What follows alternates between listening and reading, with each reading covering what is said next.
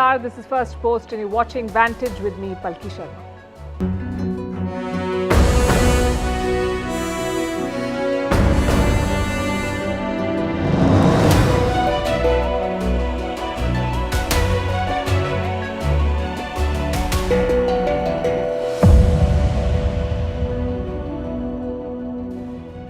What a day it's been. As a journalist, few things are more rewarding than reporting what we will today, but I'm sure you already know. India has made history. 1.4 billion Indians watched and celebrated as the Chandrayaan 3 landed on the south pole of the moon. And the world watched India's success. This day cements India's position as a space superpower. India's moon mission has opened a world of possibilities for science and humankind. It's a fantastic story of inspiration and of the aspirations of a country that was once shut out of the elite global space club. Chandrayaan 3 has no religion or caste, no political affiliation. It is India's achievement, a great unifier, a story of India's rise and pride. We'll tell you all about it. The other big headline that the world tracked today also featured India, the Brics Summit. Not many takeaways given the different political priorities of its members. But did Prime Minister Modi and President Xi Jinping meet on the sidelines? Their armies have been locked in a border standoff for 3 years. Will the weeks ahead see disengagement? We'll discuss that. In other news, Huawei is building a secret network of semiconductor chip factories. Japan is finally releasing radioactive water from the Fukushima plant. Pakistan saw high drama and a rescue operation involving a cable car. Zimbabwe is voting today. It's been led by the same party for 43 years. Will it see change now? And artworks created by artificial intelligence cannot be copyrighted, says a US court. We'll tell you more. The headlines first. Ukraine continues to target Russia's capital. A new drone strikes Moscow. Russia says its air defense is down 2 other Ukrainian drones in the region. It's the 6th consecutive night of aerial attacks. In May, Moscow shot down drones near the Kremlin. South Korea conducts civil defense drills, their first in 6 years. Air raid sirens heard across central Seoul. People were asked to head to underground shelters. The 20-minute drill was to prepare for a possible air attack by North Korea. In Thailand, Thaksin Shinawatra is moved to a hospital on his first night in prison. The former Prime Minister reportedly complained of chest pain and high blood pressure. He was jailed as soon as he landed in Bangkok yesterday. The 74-year-old was living in exile for 15 years. His homecoming coincided with his party returning to power. A railway bridge collapses in India's Mizoram state. At least 17 workers killed, several feared trapped. The bridge was under construction. 35 to 40 workers were present at the site when the incident occurred. And former Zimbabwe cricket captain Heath Streak reacts to rumours of his death. The 49-year-old speaks to Firstpost, says he's hurt and frustrated. Streak's former teammate, Henry Olonga, also tweeted about his demise, only to clarify later.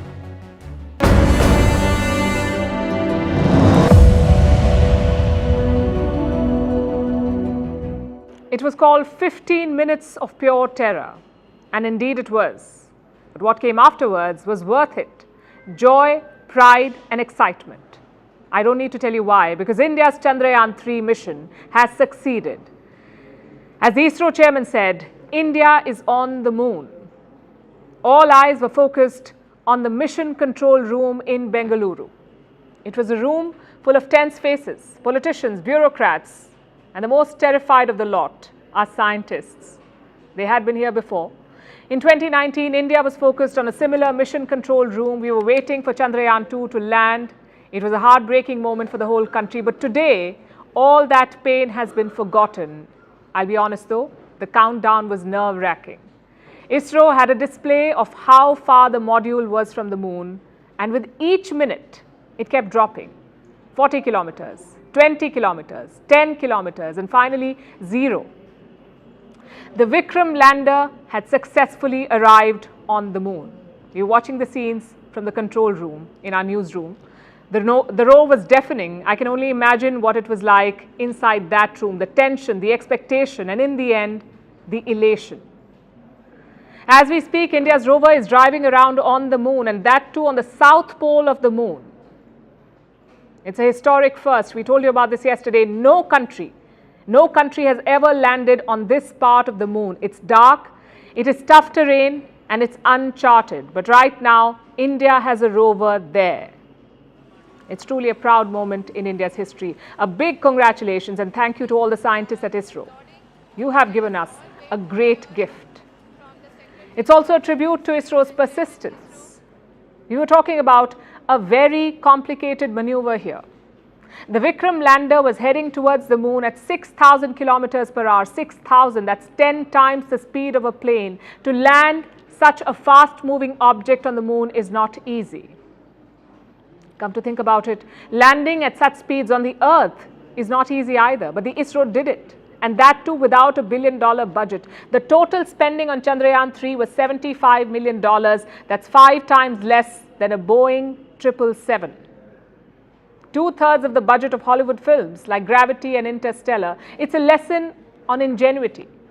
It's also an inspiration for the entire world. Space was considered the playground of the rich. The US and the Soviet Union had money to spare, so they took turns launching rockets. Others simply watched and admired. But India has shown it's not a rich boys' club. You don't need big, endless budgets to reach the moon. What you need is expertise, talent and confidence, and ISRO has all three. Even before the landing, the world was all praises. Corporate leaders like Elon Musk and Jeff Bezos said they were rooting for Chandrayaan 3. Even Pakistan was rooting for it. Their former information minister Fawad Chaudhry said it's a great moment for mankind for once we agree with him. In fact, he wanted the landing to be broadcast in Pakistan. Tells you how important this day is. And the journey makes it even more special. India's space mission has overcome countless obstacles. Sanctions, lack of resources, lack of political support, technical failures, launch issues. I could go on and on, but each obstacle made ISRO stronger. It made our scientists aim higher and higher. Today's landing is the result of their hard work. It's also the start of something bigger. India has plans to send astronauts to space by 2025, and who knows, maybe rovers on Mars. But let's not get ahead of ourselves. First, let's look at how Vikram the lander and Pragyan the rover landed on the moon. Take a look at this. The tension was palpable. Expectant faces peered at the giant screen in front of them. Complicated numbers danced around. ISRO's former chairman had called it 15 minutes of terror. He wasn't wrong. Thousands of kilometers away, India's lunar module was making its final descent. Destination: South Pole of the Moon. In 2019, India's second lunar mission had crashed here. Last week, a Russian module met the same fate. So the pressure was extra. With each second, the lander got closer. It was traveling at more than 6,000 kilometers per hour. To land from that speed isn't easy. It would take skill and precision. A few minutes past 6 p.m. Indian time, ISRO's mission control room exploded.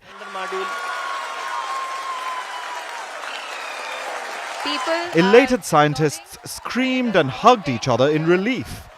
On the giant screen, Prime Minister Narendra Modi joined in. He waved an Indian flag from South Africa. The mission was accomplished. Vikram, the lander, had reached the South Pole.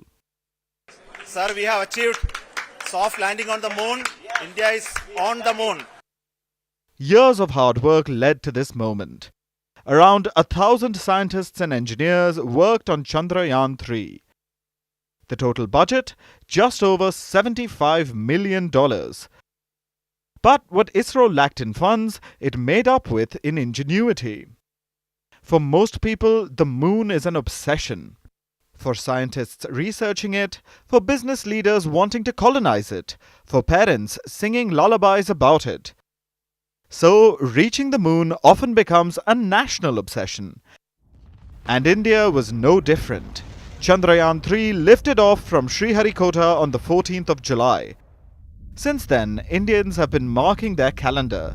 August 23rd was D-Day. Millions of Indians tuned in to watch ISRO's live stream. Around 8 million to be precise. As the lander touched down, celebrations began. Not just inside the control room, but across the country. The Prime Minister addressed the scientists afterwards. He said New India had witnessed a new flight. India's successful moon mission is not just India's alone. This is a year in which the world is witnessing India's G20 presidency. Our approach of one earth, one family, one future is resonating across the globe. This human-centric approach that we present and that we represent has been welcomed universally. So, what's next for Chandrayaan 3? Vikram the lander isn't alone on the moon. Stored inside is Pragyan the rover. Both have a planned mission life of 1 lunar day. Here on Earth, that's around 2 weeks. The rover will drive around on the moon's surface. It'll send back crucial data to ISRO. Scientists are most excited about the prospect of water. Many believe the South Pole could be holding frozen water. If so, Pragyan will find it. It'll also leave India's mark on the moon, quite literally. The rover's wheels carry the Indian emblem along with ISRO's logo. As it explores the moon's dark and mysterious South Pole, it'll also imprint these logos on the surface. The moon has no wind or erosion, so the prints will remain for a long time. Perhaps as long as the moon exists. It's a tribute to how far India's space program has come. From carrying satellites on bicycles, to being pinned down by sanctions, to landing and exploring the moon. But don't think the story is over. Today's landing is the beginning of another chapter in India's space story. ISRO Chairman S. Somnath alluded to it. Honorable Prime Minister called me and conveyed his greetings to each one of you and your family for the wonderful work you did in ISRO. Thanks to him for the support that he is giving to us for missions like Chandrayaan 3 and the missions that are in the offing. I think that's a great word of comfort that we are receiving for pursuing the inspirational work that we are doing for the nation. I want to tell you, and I want to thank you also for each and everyone who prayed with us in the last many days, who wanted this success to happen in ISRO. I thank all those people in all around the country and maybe beyond the country for their blessings and wishes and affection that he has given to each one of us for doing this work for the last so many years. The world is lining up to congratulate India. NASA chief Bill Nelson extended his wishes. So did South Africa's President Cyril Ramaphosa and the Maldivian President Ibrahim Soli. For many countries, this is a watershed moment. It proves the moon isn't a luxury trip. It doesn't need endless budgets. You can reach the moon with talent, skill, and confidence. ISRO displayed all three. Only 3 countries had landed on the moon until now: the United States, the erstwhile Soviet Union, and China. India's Pragyan has now joined this elite club. So, what's next for ISRO? We could say the sky is the limit, but it's clearly not. India has plans to send astronauts into space. It's also planning another mission to Mars and a separate probe to the Sun. Exciting times if you follow ISRO. But today is all about soaking in the moment. The moon you hear about in poems and tales isn't unreachable anymore. It's the runway for India's rover. The other big story tonight is the Brics Summit. This year's summit had a lot of promise, but in the end it turned out to be like a packet of chips. Great packaging, but once you open it, what you get is a lot of air and very little substance. Although it had its moments like this one. This is from earlier today. South African President Cyril Ramaphosa was welcoming India's Prime Minister Narendra Modi. As they walk up, Modi spots the Indian flag on the floor. This was a mark for him to stand on. This is where he was supposed to stand for the photo. But instead of standing on it, the Prime Minister picked it up and put it in his pocket. The South African leader saw what happened and he did the same with his flag.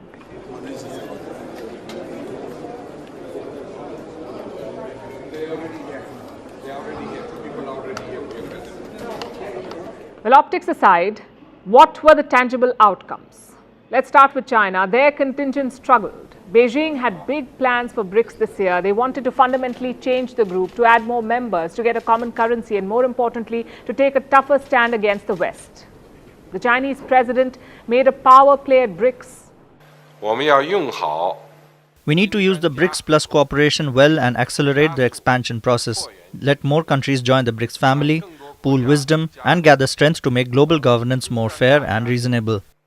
But in the end, he generated more bad press. Yesterday, Xi Jinping suddenly went missing. He skipped an important event, the BRICS Business Forum. All other leaders were present. One by one, they delivered their statements. Even Vladimir Putin spoke. He was not there in person, but he joined the summit virtually. Xi Jinping was the only leader who did not attend. He was in South Africa, but he sent his commerce minister to deliver his speech. What do you think happened to Xi Jinping? He wasn't late to the event. Before the business forum, he was present at all engagements. He even showed up to receive an award, the Order of South Africa, the country's highest civilian order. He's on a state visit there. But for some reason, he decided to skip one event. No explanation given. Was he unhappy about something? Did he fall ill? Was there a pressing matter that needed his urgent attention? China won't say. It never does. Foreign minister goes missing, silence. President goes missing, silence. All you have is awkward Chinese diplomats giving standard answers. It happened again today when they were asked about Xi Jinping's disappearing act. They acted like it did not happen. Listen to this. Yesterday afternoon, President Xi Jinping delivered a speech to the Business Forum. Can you believe it? Even the text statement said the same, that Xi Jinping delivered the speech, except he did not. Wang Wentao, China's commerce minister, read out the remarks. It was basically a long rant full of anti-West rhetoric. The speech criticized the United States and defended China's economic policies. It said, and I'm quoting, "China is on the right side of history and hegemonism is not in China's DNA." We have gained democratic independence through great hardship and sacrifice, and we have continued to explore a path of development that is in line with our own national conditions. All that we have done, in the final analysis, is to enable our people to lead a prosperous life. However, some countries, unwilling to give up their hegemonic position, have arbitrarily blocked and suppressed emerging market countries and developing countries. China says it doesn't want a competition with the US. What it wants instead is a new world order with China at its center. And Russia has backed this position. Listen to what Russian President Vladimir Putin said. I would like to point out that namely the aspiration to preserve this hegemony in the world, the aspiration of certain countries to preserve this hegemony has led to the severe crisis in Ukraine. First, the Western countries helped to commit an anti-constitutional coup in that country, and a war was unleashed against those who did not agree to this coup. A brutal war, a war of attrition which lasted for 8 years. Both China and Russia are pushing for changes at BRICS. They want expansion. More members, more friendly countries means more clout. India and Brazil do not agree with this approach. They want to be selective on new members. Prime Minister Modi spoke about this today. He said there should be consensus before a new member is let in. Excellency, Bharat BRICS की सदस्यता में विस्तार का पूरा समर्थन करता है और इसमें कॉन्सेंसस के साथ आगे बढ़ने का स्वागत करता है। 2016 में भारत की अध्यक्षता के दौरान हमने ब्रिक्स को building responsive, inclusive and collective solution से परिभाषित किया था। 7 साल बाद हम कह सकते हैं कि BRICS will be breaking barriers, revitalising economies, inspiring innovation, creating opportunities and shaping the future. What about the proposal on common currencies? The idea has some traction, but there are differences on the approach. China wants the BRICS to use the yuan. Brazil does not agree. Here's what their president, Lula da Silva, said. The creation of a currency for trade and investment transactions between BRICS members increases our payment options and reduces our vulnerabilities. So no consensus on a common currency either. China's proposals fell flat, but the host South Africa promised to keep the discussions going. We are concerned that global financial and payment systems are increasingly being used as instruments of geopolitical contestation. Global economic recovery relies on predictable global payment systems and the smooth operating of banking, supply chains, trade, tourism, as well as financial flows. So no major takeaways to write home about. That was the Brics Summit for you, held hostage to different political priorities. A truce at the border with India will give China some breathing room. It will reduce tension. It will allow Beijing to focus on the bigger challenges that it faces, like their economy. The current downturn looks serious in China. Exports are down, real estate is in trouble, and millions are out of job. Even Huawei is struggling. The company has been a target of Western sanctions. Its access to raw materials remains restricted. So Huawei is taking some extreme measures. Reports say it has built a secret network to access some chips. The company is said to have set up secret facilities to fabricate semiconductor chips and avoid US sanctions. Our next report tells you more. Huawei is back in the news for its backdoors, but this time we're not talking about devices. The Chinese tech giant is now building a backdoor of a different kind. This one will help the company skirt international sanctions. Huawei is trying to get its hands on semiconductors or chips. They are the brain of modern-day devices. Huawei needs chips to make its devices, but it was blacklisted by the United States. So the company came up with a workaround. Last year, it made a move into chip production with Beijing's help. China armed Huawei with $30 billion in state funding. Where's the money going? It's being spent on a secret network of factories. Huawei is setting up chip-making facilities. The company has acquired 2 existing factories and is constructing 3 new facilities.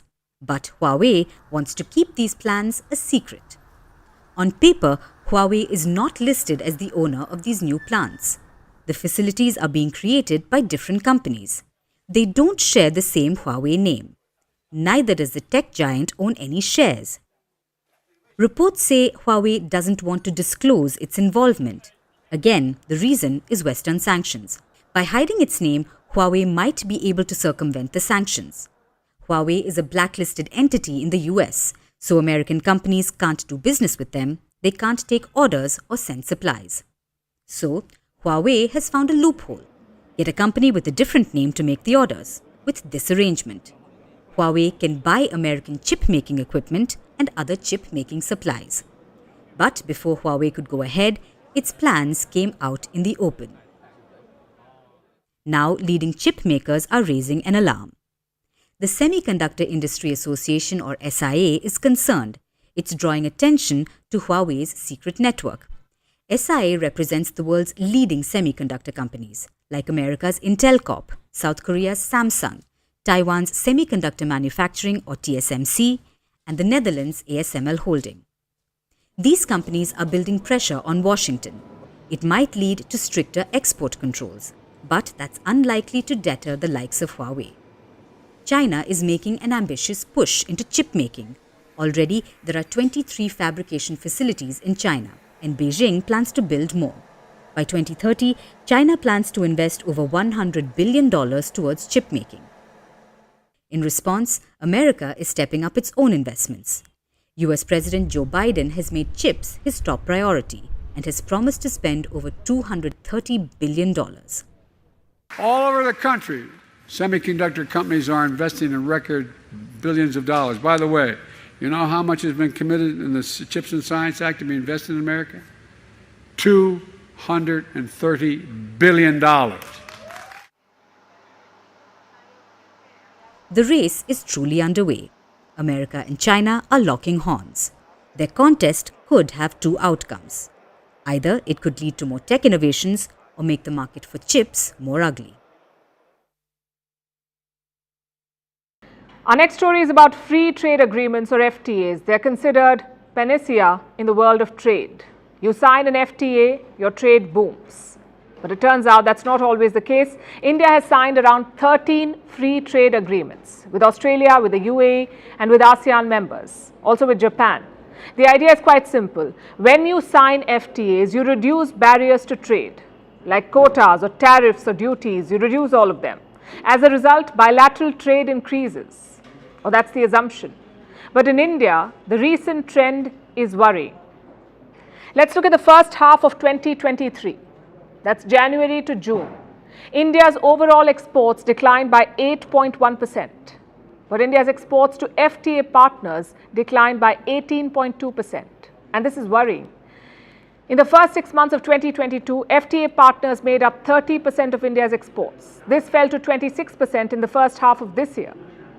If your exports fall, your deficit widens, meaning you import more than you export. That's deficit. India's FTA deficit was $28 billion last year. This year, it's $30 billion. In other words, India's import bill from its FTA partners is $30 billion more than its export bill. ASEAN countries make up almost half of this deficit. This is a group of 10 countries in Southeast Asia, ASEAN. They make up about half of the deficit, so there is a huge trade imbalance. And the government realizes this. They've decided to review the free trade agreement with ASEAN. The review should be completed by 2025. But what explains this rising imbalance? One reason is global sluggishness. The World Trade Organization says global trade will grow by 1.7% this year. Last year, it was 2.7%. So trade has slowed down, and this is a global problem. But that alone does not explain India's situation. Our main problem is exports. Let me explain how this works. Around 18 items make up 75% of India's merchandise exports. Things like cereals, fruits and vegetables, textiles, spices, fish. India exported less of these goods in the first half of this year. Now, do you see the problem here? These are not all-weather exports. If the monsoon is bad, India may have to curb food exports. If inflation rises, same thing. We've already limited rice and wheat exports. And when that happens, the deficit widens. So what is the solution?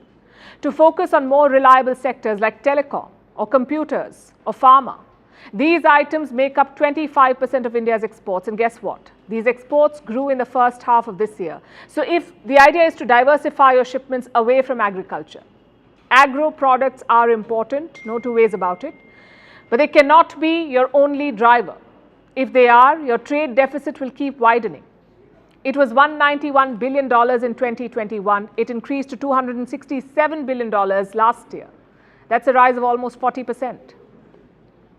Now, I know what a lot of people will say. Oil prices were up. If you pay more for oil, your import bill will rise anyway, which is true. But other countries have figured out solutions. Take Japan, for instance. They registered a trade surplus in June this year. It was the first in 2 years, a trade surplus. Same with South Korea. They registered a surplus in June, their first in 15 months. And so did China. Their trade surplus last year was $877 billion. And all these countries import energy. Yet they posted surpluses. My point is, it is possible. India needs to strengthen its industrial base. Attract more foreign investment. It's the only way to overcome this deficit. As for free trade agreements, it's a wake-up call. Simply signing them is not enough. We need to secure competitive terms. Now, India is currently involved in two major FTA talks. One is with Britain, the other is with the European Union, the EU. Both are very important trade partners, but more importantly, they're developed economies. So you need to negotiate harder, and I'll tell you why. Recently, the International Monetary Fund or the IMF warned against green protectionism. What does that mean? Western countries are using climate action to justify protectionism. For example, subsidies. The US recently passed a law to fight inflation. It's called the Inflation Reduction Act. This law gives subsidies worth $7,500 to people who buy electric cars. It's a great idea, right? Just one problem though. That car must have been assembled in North America. So EVs made in India or Japan or China or Vietnam have no chance. why would customers just abandon thousands of dollars in subsidies? Europe has done something similar. In October, they will introduce a carbon tax. Say you import steel from India to Europe or aluminium from Africa. Now, these places have more relaxed laws on emissions. So, Europe says you will have to pay a tax now, a tax for producing in and importing from the developing world. Now, imagine you're a producer. What would you do? You either pay the tax or you shift your company to Europe. Such policies are being called a new wave of protectionism. It would have a massive impact on India's exports. So, two things to watch out for here: more industrial production and better negotiation at the trade table. And speaking of negotiation, the next decision was taken without any. It's as unilateral as they come. I'm talking about Japan. Their government is releasing radioactive water from Fukushima into the Pacific Ocean. The process will start tomorrow. It could take decades to be completed. Prime Minister Fumio Kishida visited the Fukushima plant this week. He took stock of the preparations. TEPCO is asked to swiftly prepare to start the water discharge in accordance with the plan approved by the Nuclear Regulation Authority. As for the specific release date, it is expected to be August 24, weather and sea conditions permitting. But Japan's neighbors are not happy, especially China. They're calling this a selfish move. It is blatantly transferring the risk of nuclear contamination to the whole world and putting its own selfish interests above the long-term well-being of all humankind. This is extremely selfish and irresponsible. China is gravely concerned about it and strongly opposes it. Maybe China is concerned, or maybe they're just getting even. Last week, Japan and South Korea held a trilateral summit in the US at Camp David. Joe Biden hosted it. They had some tough words for China. Beijing was called aggressive and dangerous, so maybe this is tit for tat. But let's keep the politics aside. Let's focus on the science and the public reaction. The Fukushima nuclear plant is located around 250 kilometers from Tokyo. In 2011, it was hit by an earthquake and tsunami. The reactors were badly damaged. 3 of them had a nuclear meltdown. So what did authorities do? They used vast amounts of water to cool down the reactors to stabilize them. This wastewater was radioactive. So instead of dumping it, Japan had to store it. How much water are we talking about here? Around 1.3 million metric tons. It's enough to fill 500 Olympic-sized swimming pools. 500. This water is held inside 1,000 steel containers around the plant. Why is it being released now? Because Japan is running out of space. They need more water to completely decommission the plant. But for that, the existing wastewater must be dumped somewhere. How will they do it? The wastewater has already been treated. Most experts say it is not poisonous. It will be mixed with seawater and released into the ocean. Now, this water has just one radioactive isotope in it. It's called tritium. This isotope is pretty common. Even rainwater has it. So experts say the science checks out. The United Nations Atomic Watchdog has also signed off on it. They say the impact will be quote-unquote negligible. But tell that to the people. There are protests in China, in South Korea, in the Philippines and in Hong Kong. Fishermen in Japan are also protesting. Their logic is quite simple. If you release this water, no one will buy the fish. They will think it's poisonous. And it's hard to argue with that. The common man is not concerned about isotopes or tritium. They're concerned about the impact. Will it affect my life and business or not? That's all they care about. For many in Japan, the answer to those questions is yes. I think it's unscientific at best to release it here, and it's sure to hurt sales of fish. That's why I'm strongly against it. I don't want them to do it.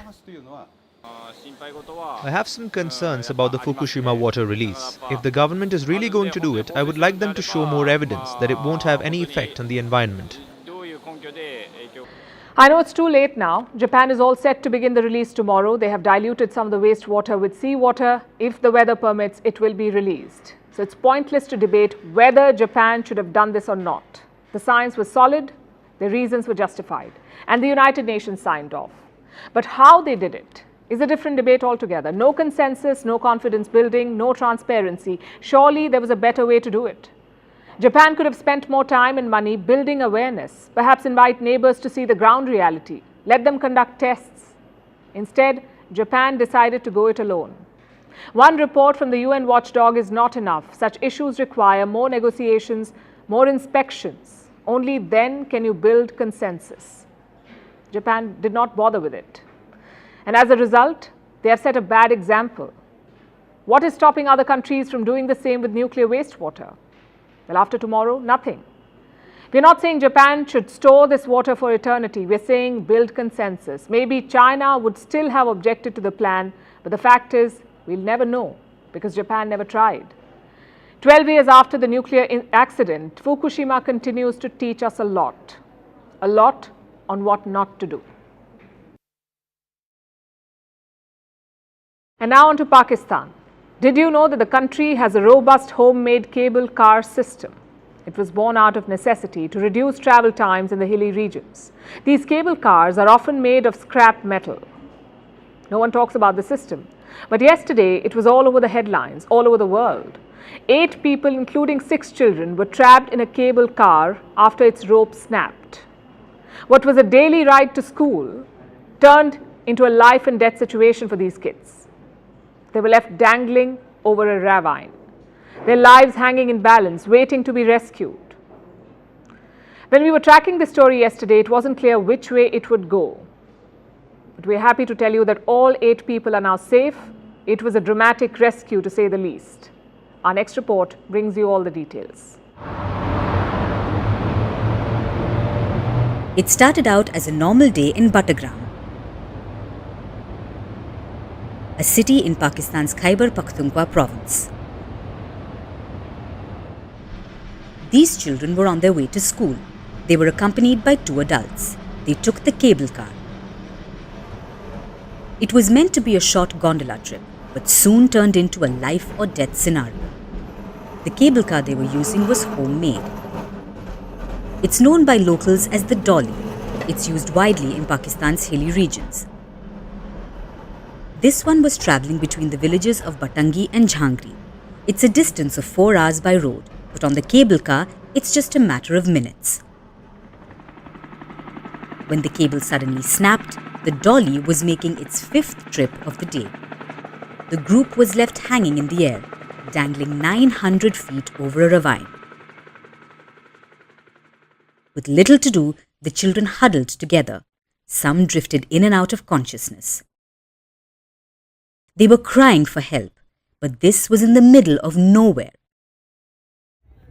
Soon, residents alerted the authorities. They used the mosque loudspeakers. Hundreds gathered on both sides of the ravine. Even then, it took 4 hours for the first helicopter to reach, but the difficult part had just begun. The helicopters were battling strong winds. Plus, they had to make sure the blades were nowhere near the cable. They made many attempts to reach them, but nothing worked out. After hours, they were able to rescue 1 person, but the others remained stuck.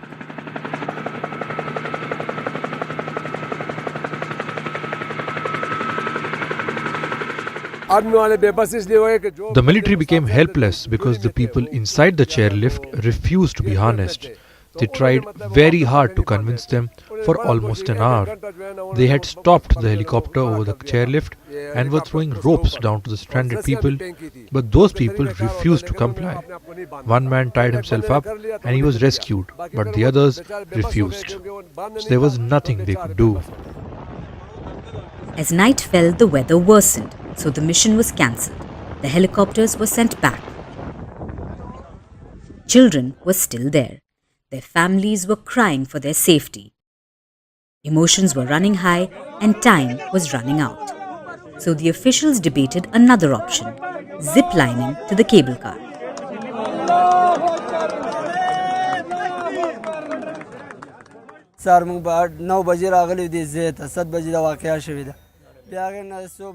The helicopters were coming and going, but they did not give us permission to make an effort at saving the kids. However, when evening set in, they said you can go ahead. They had rescued 1 child, 7 were still stranded. We started our operation and thank God we rescued all 7 of them. By the grace of Allah, all of them are fine. All 8 of them have now been rescued. The successful mission reverberated across Pakistan. The country's caretaker Prime Minister praised the operation.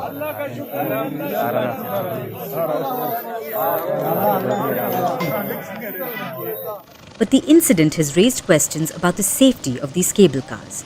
They're very common in Khyber Pakhtunkhwa. Travelling from one place to another is usually difficult here because of the bad terrain, so these gondolas help save time. Affordability also makes them very popular. A one-way ride usually costs 10 Pakistani rupees, not even half a dollar. The biggest casualty of these low-cost rides is safety. These cable cars are usually made of scrap metal or discarded vans. They're built by the locals, often illegally. That doesn't exactly make them very safe. They lack proper maintenance. This isn't the first incident. There have been several others in the past. In December last year, 12 children were rescued from another cable car. That incident too took place in Khyber Pakhtunkhwa. Police say they check the lifts every month, but then how does a ride to your school become a matter of life and death repeatedly?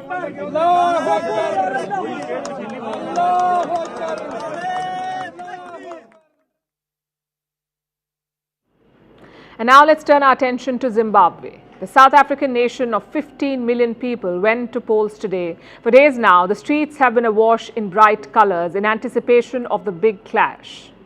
On one side, you have the incumbent president, Emmerson Mnangagwa. He was seen voting in his trademark scarf today. The president seems quite confident about winning a second term. If I think I'm not going to take it, then I'll be foolish.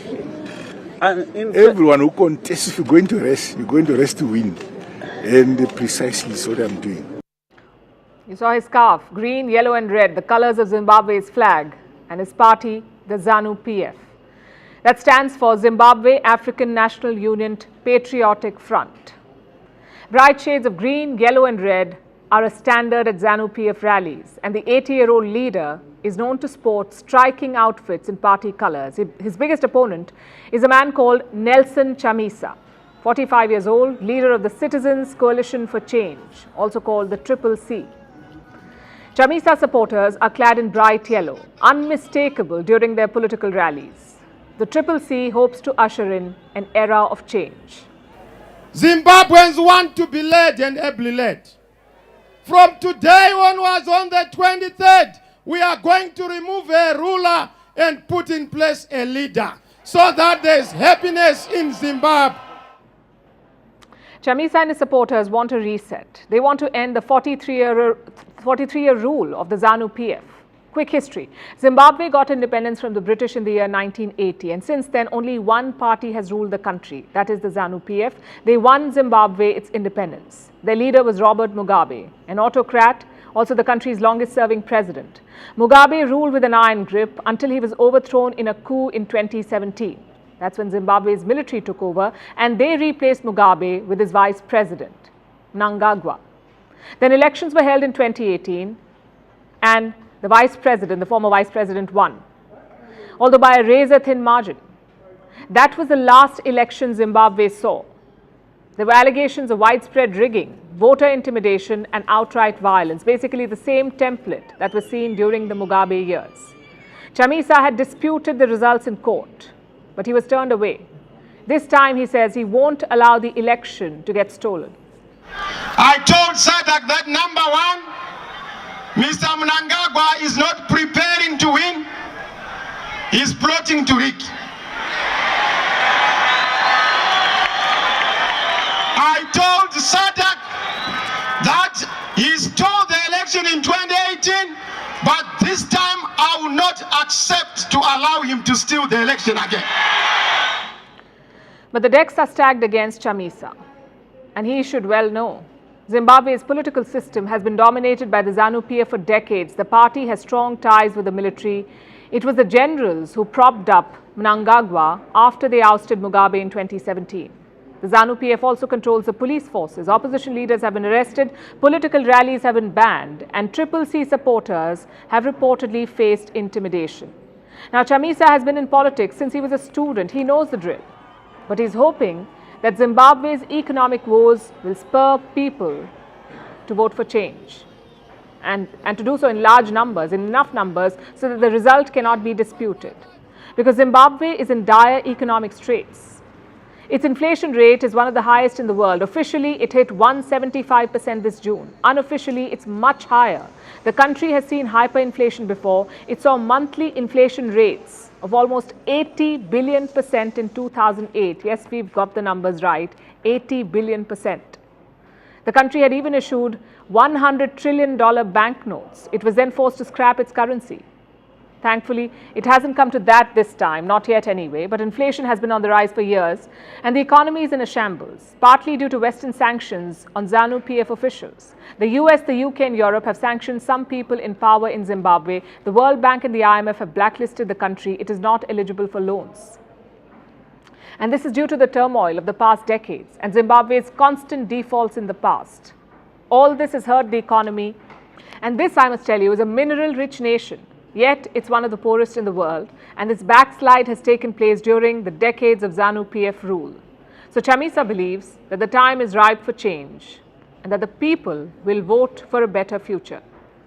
Zvinhu zvakaoma mari kumabhengi chaiko kwakusina zvinhu zvachitotiomera kutengesa kuendesa vana kuchikoro saka pana zvekumangura panapa ndasvika zvekuma past 8. Ndafamba zvakanaka handina mbotora nguva yakareba ndiri panapa. So will Zimbabwe finally get a fresh start, or will old problems continue to haunt the nation?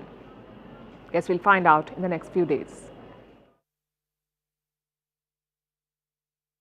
And now let's talk about artificial intelligence. This technology has taken the world by storm thanks to its limitless bag of tricks. One command, and AI can produce recipes, plan your vacation and write computer code, whatever you want. But can it invent?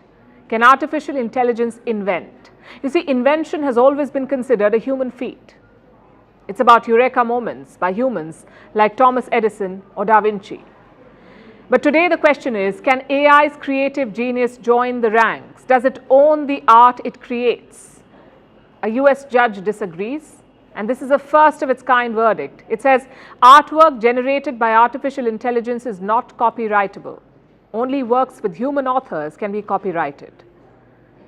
What does this ruling mean for artists in general and Hollywood in particular? We ask because Hollywood has been on strike over AI. Is this verdict a win for them? Our next report tells you. Do you remember this picture? It's a selfie of Naruto, a monkey in Indonesia. In 2011, he peered into an unattended camera, flashed a buck-toothed smile and pressed the shutter button. Overnight, Naruto became an internet celebrity. But little did he know that soon he'd become part of a lengthy lawsuit. US court wars began over his selfie, on whether the monkey owned the rights to it. The court ruled that Naruto didn't. He couldn't be granted a copyright as animals don't qualify for protection. And that's the whole point of copyrights. Only works with human authors can receive them. We bring this case up because copyright court wars are making waves again. But now it's about artificial intelligence. The latest case comes from the US, where for the first time in the country, a court has ruled that AI-generated art cannot be copyrighted. The artwork in question is this. It's called A Recent Entrance to Paradise. It shows a scene of train tracks running through the countryside. It was created by a man named Stephen Thaler. But he didn't make it on his own. He created the artwork using an AI software. Then he demanded a copyright for it, saying that the computer system is the creator, and since Thaler is the machine's owner, he deserves a copyright. But the court disagrees, due to the absence of any human involvement in the work. This is part of the widespread discussion on AI copyright. Many say it should be allowed. After all, it's a human who uses AI as a tool. They say the two can't be separated. I think these tools will unlock huge amounts of new creativity and exploration. I think it will allow people who don't have artistic talent to express their vision of creativity in ways that they otherwise couldn't. Then there are others who disagree. The basic problem I see for our democracy in photojournalism is that the images are no longer distinguishable. Is it real now? Is it not real? At the end of the day, art created by AI is machine-made. It's not the work of a human. A human's creativity is not being put to test. This is also a key matter in the writers' protests in Hollywood right now, where fears are mounting of AI replacing writers. It is a slippery slope into a very dangerous time and a real dystopia if big business corporations think that they can put human beings out of work and replace them with artificial intelligence. It's dangerous and it's without thinking or conscience. AI is not human and AI cannot replace us. Now with this ruling, striking writers may have received some relief. Studios won't be able to gain copyright for work produced by AI. And if they're planning to employ AI, the ruling will temper these ambitions. It's clear that AI isn't coming for artists and writers, as AI art can't replace human art, at least for now. And now it's time for Vantage Shots, images that tell the story. We're starting with South Africa. As we told you, the Brics Summit is underway. During a photo op, each leader's spot to stand was marked with the flag of their respective country. Indian Prime Minister Modi made sure not to step on the tricolour. In fact, he picked it up and kept it in his pocket.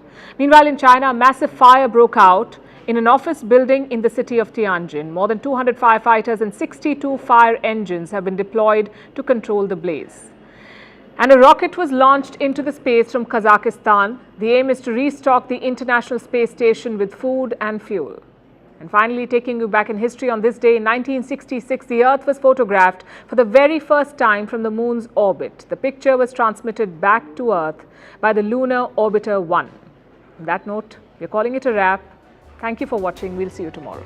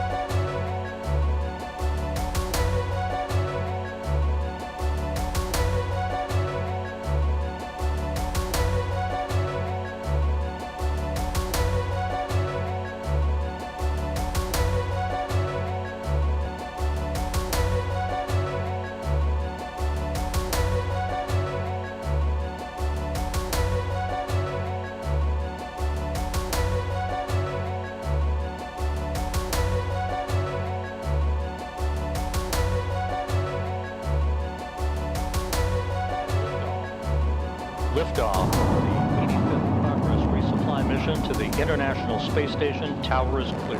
All first stage engines operating normally according to the reports.